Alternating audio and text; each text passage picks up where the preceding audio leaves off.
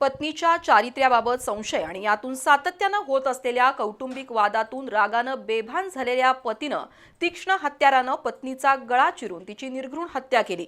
करवीर तालुक्यातील पाचगाव इथल्या योगेश्वरी कॉलनीमध्ये भर दिवसा झालेल्या या घटनेनं खळबळ उडाली आहे।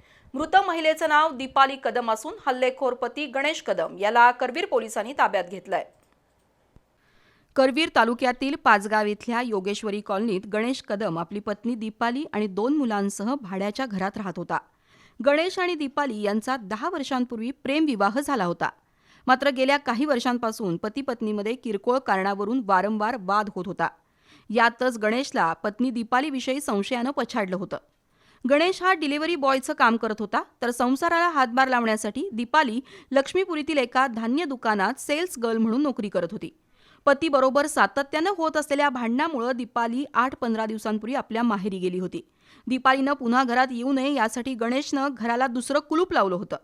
मात्र दीपाली आज सकाळी 10 वाजण्याच्या सुमारास आपल्या घरी कपडे आणि इतर साहित्य घेण्यासाठी आली। त्यावेळी गणेशनं तिच्याबरोबर पुन्हा भांडण काढलं। यातूनच रागानं बेभान झालेल्या गणेशनं तिच्या गळ्यावर तीक्ष्ण धारदार शस्त्रानं वार करून तिचा गळा चिरला। तिला बचावाची कोणतीही संधी मिळाली नाही। अतिरक्तस्रावामुळे दीपाली जागीच गतप्राण झाली। या जोडप्याला 8 वर्षाची स्वरा ही मुलगी आणि 4 वर्षांचा श्री हा मुलगा आहे। मेघा मोळक यांच्या घरी हे कुटुंब भाड्यानं राहत होतं। पत्नीचा खून करून गणेश मुलाला घेऊन करवीर पोलीस ठाण्यात हजर झाला। पोलिसांनी त्याला ताब्यात घेतलं। पोलीस उपअधीक्षक अप्पासाहेब पोवार, पोलीस निरीक्षक रवींद्र कळमकर, सुहास पोवार, खंडेराव कोळी, योगेश कांबळे, बाबासाहेब चौगले, विकास जाधव, सागर उगवे यांनी घटनास्थळी भेट देऊन पाहणी केली। तसंच घटनास्थळाचा पंचनामा केला। गणेश कदम याला पोलिसांनी ताब्यात घेतलं असून त्याच्या विरोधात खुनाचा गुन्हा नोंदवण्यात आलाय।